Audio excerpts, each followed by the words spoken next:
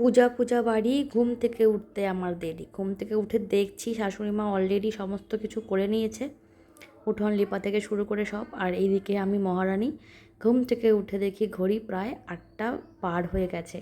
কারণ তার একটাই, আজকে আমার ছুটি। বসে থাকলে লাভ নেই, দৌড়ে গিয়ে ঝাঁটা হাতে ধরি। ঘুম থেকে দেরিতে উঠেছি তো কি হয়েছে, বৌমা আমি ভারী কাজের। ঘর থেকে শুরু করে সব পুরা চাকাচ্চাক করে দিয়েছি। করতে করতে কাজ ঘেমে নিয়ে এক সার। হে সূর্যদেব, কমাও তোমার তাপ। এইদিকে তো আমাদের অবস্থা খারাপ। সকাল সকাল প্রভু শ্রীকৃষ্ণের জন্মদিনের প্রসাদ পেয়ে তো মন পুরো খুশি।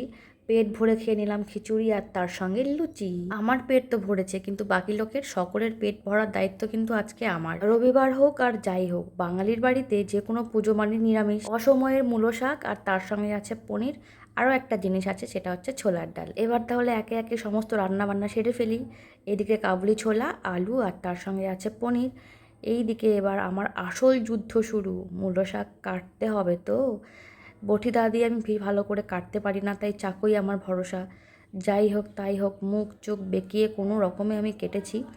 একদমই ভালো হয়নি। নিরামিষ দিনে একটা সুবিধা আছে, ওই মাছ মাংস থাকলে ধোয়া মোছা এটা একটু বেশি সময় লাগে, আর নিরামিষের রান্নাগুলো চটপট হয়ে যায়।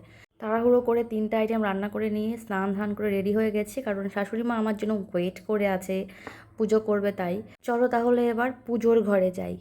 জেলে গেছে দীপ, ফলমূল কাটা থেকে শুরু করে দুব্বো তুলসী পাতা যা কিছু আছে সমস্ত কিছু রেডি করে নিয়েছে।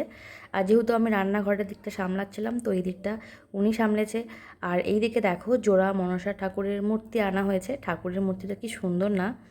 আমার শ্বশুরবাড়ির নিয়মই আছে জোড়া মূর্তি দিয়ে পুজো করে, তবে ব্রাহ্মণ দিয়ে করে না, নিজেই করে। তাই তাই তাই বাটি নিয়ে যাই, বাটি নিয়ে গিয়ে এবার চাল প্রসাদ খাই। চাল প্রসাদ যেটা আমার খেতে ভীষণই ভালো লাগে।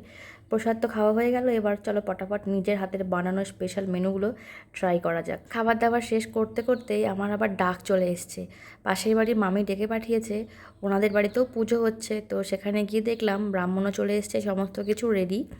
ভোগ দেওয়া হয়েছে অনেক কিছু, আর একটা স্পেশাল জিনিস সেটা হচ্ছে হাঁসের ডিম, আর তার সঙ্গে শালুক ফুলও আছে। তো আমি এবার প্রথম দেখলাম যে মনসা পুজোয় হাঁসের ডিম দেওয়া হয়, যেটা আমার জানা ছিল না। আরও একটা নতুন জিনিস যেটা আমি দেখলাম আজকে, শালুক বা শাপলা দিয়ে মালা বানিয়ে ঠাকুরের গলায় পরানো। কি ভালো লাগছিল দেখতে। মা মনসা সবার উপর তার কৃপা বজায় রাখুক, সবাইকে খুব খুব খুব ভালো রাখুক।